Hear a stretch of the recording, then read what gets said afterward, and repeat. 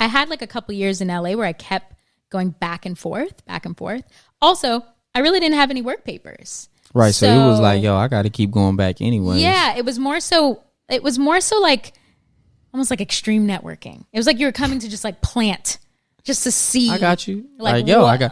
It was like home base where it was like, yo, I'm about to just all right, touch it. Like, go. let's see what works. Let's see what doesn't. Let's see who helps us to get further, who doesn't. Like, it was like a real, it was a real race. And like, I'm fortunate that I had my mom with me because LA is hard and like, hell yeah.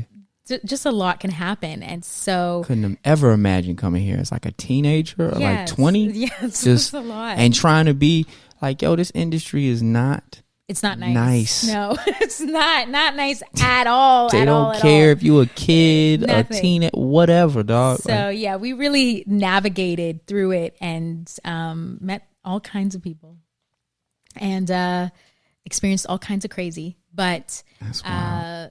Yeah, and then eventually I was here on my own when I was about 23, something like that, is when I then finally was like just here on my own. Mm-hmm. And then I experienced LA from a whole other point of view because now I'm in my early 20s. Oh, you grown now. And it's like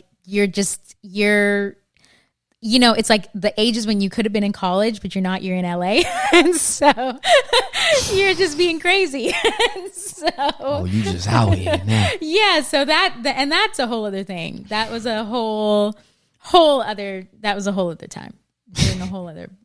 It's in the past. It's a whole other. It's in the past. Whole other crazy. Did that paperwork stuff ever mess you up though? I feel not like having any paperwork. Yeah, like that shit just seems like tricky. Like on some. Yeah, I mean it is really difficult because, I mean just to be transparent, I'm like, most Americans don't know anything about that process, and so even just explaining it to somebody would be like, what? And oftentimes, especially here in LA, your idea of an illegal immigrant is quite literally a Mexican person. Like you're not thinking at all. Terrible branding. It's like awful, right? And so like I remember the first like a visa that I had gotten, and it was through this guy that we were working with through like a commercial I don't know how to describe it. He had like a commercial company. He could sponsor a visa basically.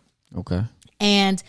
But like the conversation that like when we were talking to him and like to get him to understand like this this is the process was a lot. And even finding the right lawyer for my mom and I was like, oh my God, just such a process. And it's so expensive and it's really a risk, like as in like there's no guarantee.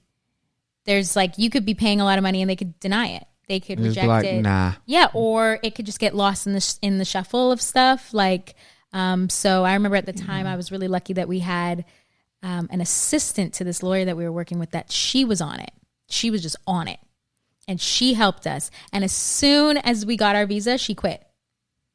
She was like, I'm not even fucking working for this guy anymore. And so it was just like, we had a lot of lucky moments. I was about to say, she was just looking out for you. Yeah, like little moments like that, because other than that, it was like, oh my God. I want to quit, but I told this little black girl that I was going to get her a fucking visa. Basically, that's what I imagined, because I'm like, I have no idea why that happened, but we had a lot of moments like that. And so, and that was years before I had even attempted to get my green card. So, and that was just because visas are a hassle and they changed.